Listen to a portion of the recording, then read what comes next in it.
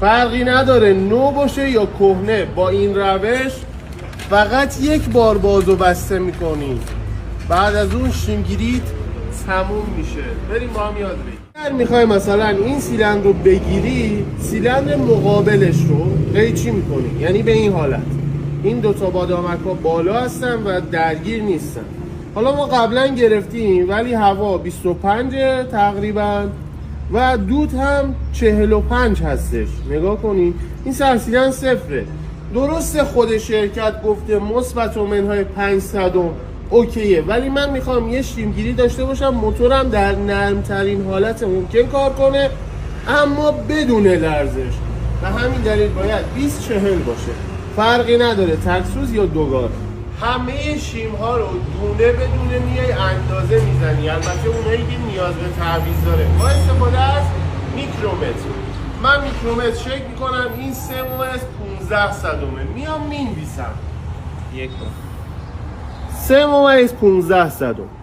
حالا من به خاطر اینکه به 20 برسم باید 5 تا شیمم چاق‌تر بشه، پس این باید بشه 3 جعبه شیم داری. قبل از اینکه شیم رو ببندی بازم باید با میکرومتر اندازه بزنی، چون خیلی وقتا این خطا داره، اشتباه داره، جابجا شده.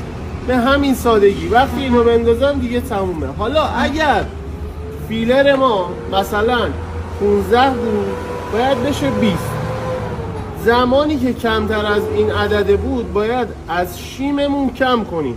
اگر 3.15 بود میشد 3.10. به همین سادگی.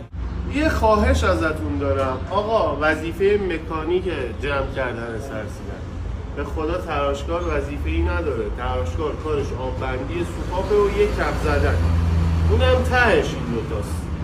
اوکی، اگه شیمگیری رو میفرستی پیش تراشکار فکر میکنی استادکاری که 30 سال سابقه داره، 20 سال سابقه داره با اون همه تجهیزات میاد میشینه پای شیمگیری پژو؟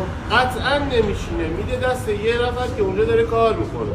حالا اون یه نفر به نظر اونقدر دلسوز هست که لاستیک سوپاپ رو درست جا بزنه، شیمگیری رو درست انجام بده، اگه می سوپاپش خط داشته باشه تعویض کنه؟ به نظر من نه. پس کار خودت رو انجام بده. پیجم رو حتما فالو کن، پر از نکات خیلی سعی.